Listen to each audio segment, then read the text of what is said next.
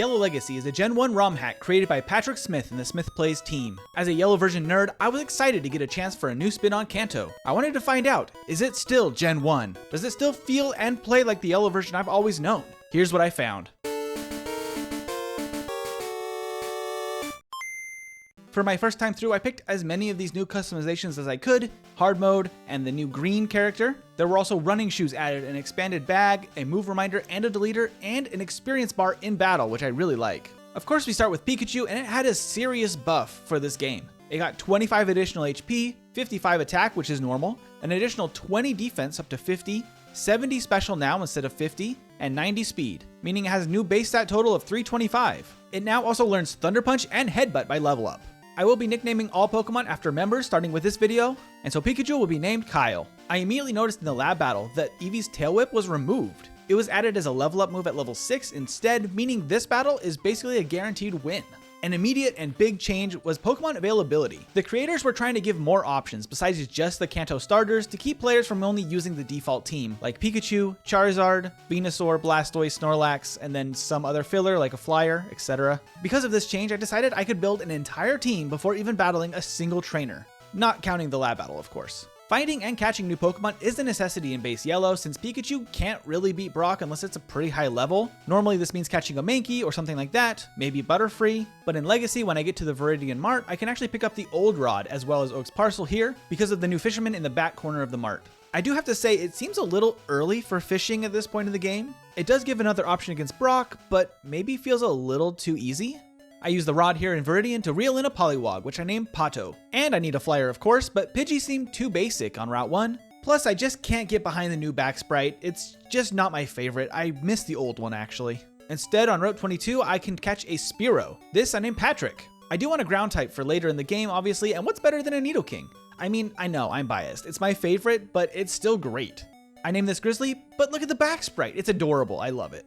There is one very strange addition to Route 2 encounters, and that's Vulpix. Vulpix being found here is a little bit interesting since it's not good against Brock necessarily, but it is a great fire type for later in the game, so obviously I need to catch one now, and this I can name Angel. The encounters in Viridian Forest were completely changed. In base Yellow you can only find Caterpie, Metapod, and Pidgey here with a 1% chance for a Pidgeotto at level 9, but now there's Weedles, Kakunas, and even an Oddish. I need one of these for sure, and I catch it and name it Cow. And that's a full team of 6 of very balanced types overall before I even fight the first bug catcher. Trainers are a staple in Pokemon games, especially for Gen 1. You always know what to expect. But what if everything you knew was just slightly wrong? Mixing up the teams makes it feel like a new experience and definitely kept me on my toes for most of these battles. There's probably no big changes, right? Like maybe a bug catcher has an extra Pokemon, or there's a Pinsir in Viridian Forest. That is a wild Pokemon to fight this early in the game. The Pewter Gym is pretty much the same. The Light Years trainer still has a Diglett and a Sandshrew, and then Brock is basically the same, kind of. Onix specifically saw the biggest stat buffs in the entire ROM hack. It got an additional 40 HP up to 75, an additional 35 attack up to 80, the 160 defense is left alone, it got 35 more special to 65, and 15 more speed to 85, meaning it has a stat total of 465 for Gen 1. It now has a higher base stat total than Arcanine, Lapras, and Tauros. I don't mind the HP increase, and even the attack was pretty warranted, but a plus 35 special and even more speed? That was shocking. Even with those increases, plus Bubble now being only 10 power instead of 20, it still gets 2-shot by Poliwag though. So I don't quite understand why they made it so much stronger. For water and grass types, it's still not a problem, but for like an electric type like Pikachu, it's going to be absolutely devastating. Plus it makes me worry that some of the hikers in the later part of the game are just going to be too strong. As I head out onto Route 3, I notice a lot of trainers got team improvements. The first bug catcher, for example, has a Butterfree now, which actually is kind of nice. It does make me curious if this changes the level curve and the training that you would want to do throughout the game because of a lot of new Pokemon and higher evolutions just giving more experience. A nice change is seeing Magnemite actually have Thundershock in Mount Moon. This is really good because in the base game, Magnemite and Voltorb both really are lacking electric moves. And while that makes sense, take a look at Sandshrew's moveset. It gets Scratch, Poison Sting, Fury Swipes, and Sand Attack. On one hand, it feels more complete, but also the main thread of Sandshrew is Sand Attack. Learning more moves at earlier levels is a good thing, but it does change how some of these Pokemon feel in battle. There is a huge list of move changes for this ROM hack. Some moves change type entirely for this version. Gust is now Flying type, Cut is now Bug type, Egg Bomb is grass, and Karate Chop is fighting. I do agree with all 4 of these changes. Besides typing, Smithplays made a massive list of changes to move power and accuracy. On a positive note, some moves like Fury Swipes and Rock Throw are finally usable actually. Some types were buffed across the board like Poison and Bug types, which they desperately needed. It is odd to me though that they seem to want most moves to be 100% accurate. And this feels counter to Gen 1's design philosophy. Granted, some of the moves are terribly inaccurate, but getting a miss is literally ingrained in the base code. And yes, the 1 in 256 chance to miss does still exist, at least in the hard mode for this game. Gen 1 was meant to feel like a game of chance. There was a little bit of gamble when using moves, but now it's much more strategic. I'll provide a link to the details of the stat and move changes down in the description if you guys want to see more information about it. Not only are there more move options in trainer battles, the opponents choose them differently. One big change is that status moves were changed to use a separate typing entirely so that the AI doesn't get stuck using moves it shouldn't be using.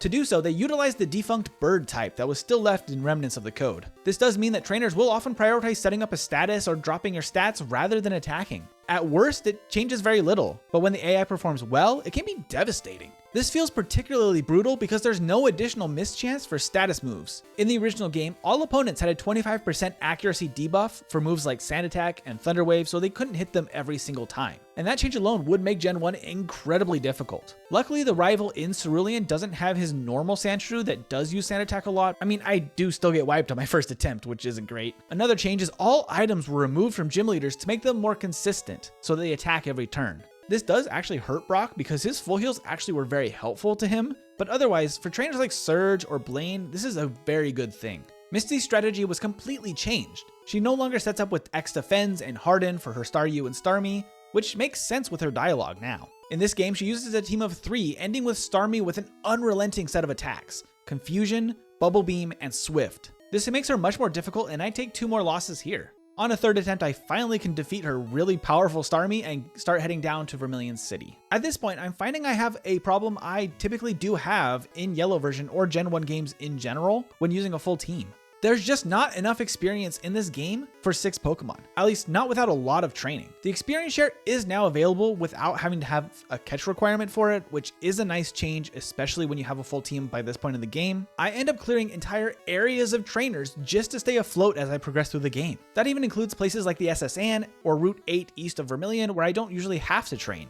Even after all of those trainers, I'm still underleveled for Surge. He does have a much better set with his Raichu as well, meaning he's actually a problem.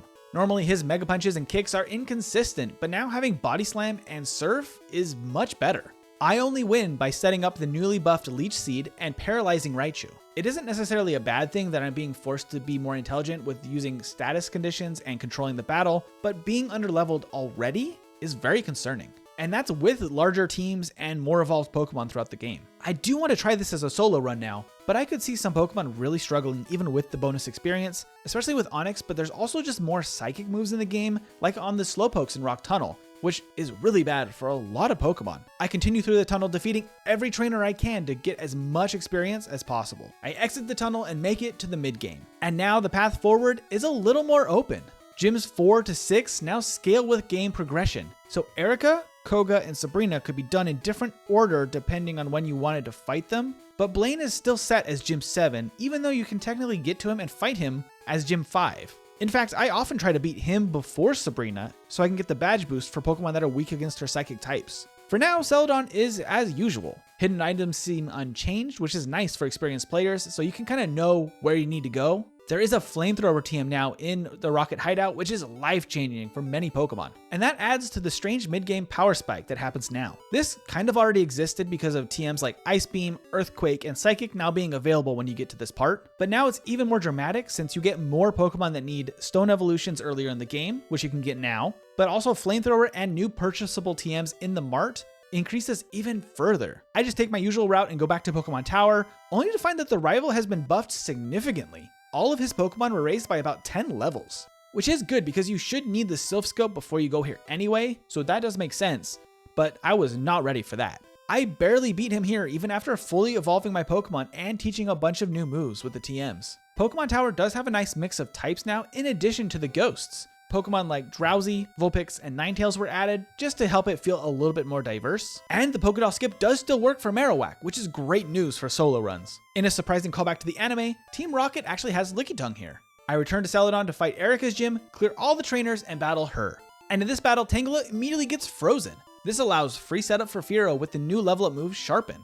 Interestingly, freeze still works the same way as before, with no way to thaw out in battle. That is, without intervention. Fire moves and healing items will obviously fix that. But throughout all of the training and the extra battles I won, I found a lot of the Gen 1 strategies are still left intact. Sleep is still broken as usual. Poison and Leech Seeds were actually increased to 1/8 damage instead of 1/16, which makes them actually viable. The poison status moves are also more accurate too. X accuracy should fix the Oko moves to actually make them reliable as well, so if you were playing on normal mode, you could take advantage of that. And of course, setting up with special still works the same way and is totally broken. Trapping moves overall are just much less common and are learned at higher levels in general, and they're just treated as actually powerful moves. In fact, Bellsprout doesn't get wrap until level 43. Instead of using those trolling moves, enemy teams are more focused on inflicting statuses and have better average accuracy for their attacking moves.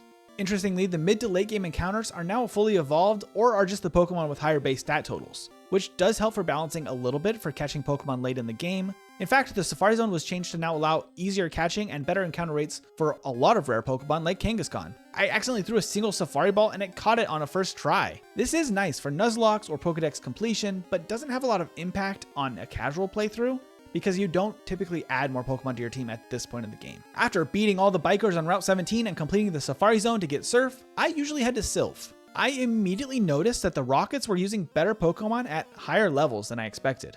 This is the point in the game that the difficulty does often ramp up a little bit, but this seems more severe than normal. I battle my way through all of the available trainers in Sylph. This requires me to heal so many times because they're actually pretty strong. Plus I walk into Blue's room by accident and have an early reset to him before I even plan to fight him. Here, Blue's team has been raised by about 5 levels and he now leads with Electabuzz, with Thunderbolt and Psychic. This battle is brutally punishing. He has more competent movesets and a strong team overall, and he defeats me 8 times before I just finally turn tail and give up here. So instead I go to Koga's gym, and then I realize Sylph is meant to be done after the gyms. Plus Janine is in Koga's gym, which is actually a really nice little Easter egg. In fact, Koga's whole team is at lower levels than Blue's team, but this makes the scaling for gyms 4 to 6 a bit strange to me. I guess you could still skip Erica if you wanted Koga to be a little easier, but Sabrina makes more sense after Koga anyway, and sometimes after Blaine, and you might need the training, so you'll probably just end up wanting to do Sylph first anyway. Because of the gym scaling, Koga now has a Tentacruel on his team, which is nice to see because it rounds out his typing a little bit, but a strong Drill Peck from Firo can finish the battle.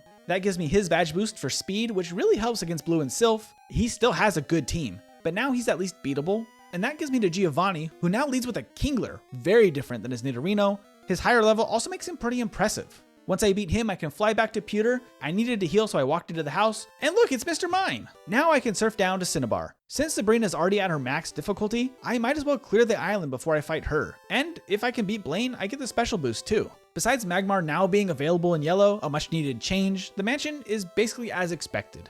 There is better fire type diversity in Blaine's gym, including Charmeleon and Flareon. Blaine himself, though, is fairly similar. He does have a new Charizard, and his ace is now Magmar to round out his full team. Once I beat him, I can head over to Sabrina, and her gym follows the same vision, a better spread of types around the Psychic and Ghostly theme. This powerful gym leader was already a threat in yellow, but add a Mr. Mime and a Hypnotor team, and she becomes even stronger. I think it's smart to just leave her for last before Giovanni, especially since my team was trailing far behind the level curve. In fact, Pikachu is only level 39. By comparison, Giovanni is almost unchanged. His moves are a little better, but he has the same 5 team members. The choice to change Persian's moves and position in the team actually does make a huge difference. Electric and ground types already struggle here, and not being able to mimic double team or set up on Persian could be devastating for them. My underleveled team struggles here. On my 3rd attempt, I get to his last Pokemon Rhydon, but it knocks out everything but Pikachu.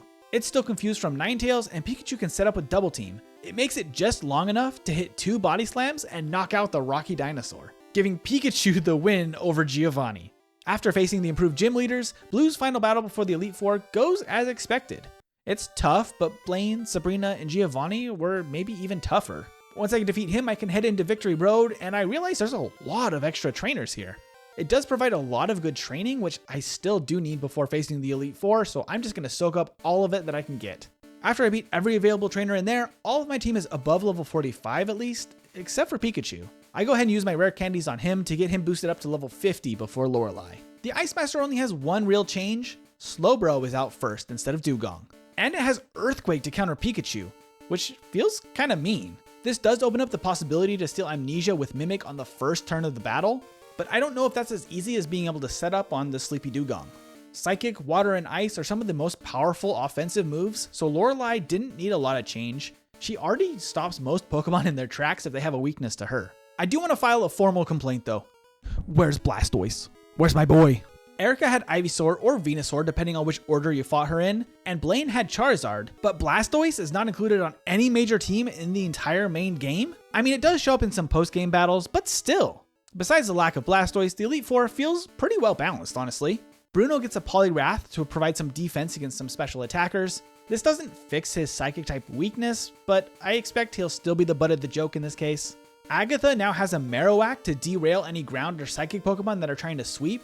And this could be a real threat because Marowak saw a massive special boost, up to 80 special, literally almost as high as the starters. Agatha does seem to prioritize Hypnosis before Dream Eater for Gengar as well, meaning it's less likely just to get by her with luck alone. Now for Lance, he leads with a Dragonite instead of Gyarados, but this could actually be beneficial to a lot of fire and ground or rock types that live in fear of the Hydro Pump. He also has a Charizard. My boy Blastoise has truly been forgotten. Plus, Charizard got a 10 special increase, while Venusaur and Blastoise got nothing? This does help Lance against ice types, but since fire doesn't resist ice, it will still take super effective damage, so it might not be as good as he was hoping. Honestly, Aerodactyl might be the biggest threat on Lance's team now with Rock Slide and Earthquake. I do really like what Smith Plays did with the champion. Blue now has 3 different teams, depending on which evolution he picked. This additional storytelling really helps with his progression in the game, as well as adding a little bit of complexity to this final battle. It does make Blue feel like a worthy champion. Plus, giving him an Alakazam with Thunder Wave, Recover, and Psychic is just gross. That's too good. Cloyster's Blizzard gives me a reset on my first try, but the power of Sleep Powder makes the second attempt much more consistent. My poorly trained team can finally knock out his final Pokemon and get to the Hall of Fame. And that's my first playthrough of Pokemon Yellow Legacy. On a whole, this ROM hack is fascinating because it seems to sit in a very specific niche. Pokemon Yellow Legacy is just screaming for a Nuzlocke. Hard mode has some Nuzlocking features built in, more diverse encounters and unexpected battles can give you more twists and turns, and easier moveset editing and more available TMs gives you a lot more flexibility. It is also primed to give much different solo run results for many Pokemon than base Yellow, but the balance could be way off the mark depending on what starter you pick. I do want to give some credit for a game giving so much attention to Pikachu, it didn't pull its punches for electric types. This could have easily been too easy for Pikachu specifically, but they really didn't hold back. My question at the top of the video is it still Gen 1? And I have to say the game itself is very well done and for the most part feels the same. The AI changes and back sprites took me out of the experience a bit, and I would almost call it Gen 1 light. I did enjoy it, and I will for sure be back for more playthroughs, but nothing quite beats or matches the lightning they captured with Yellow version. And that is it for now. Thank you so much for watching. Make sure to like and subscribe for more Pokemon content, and until next time, have a wonderful day.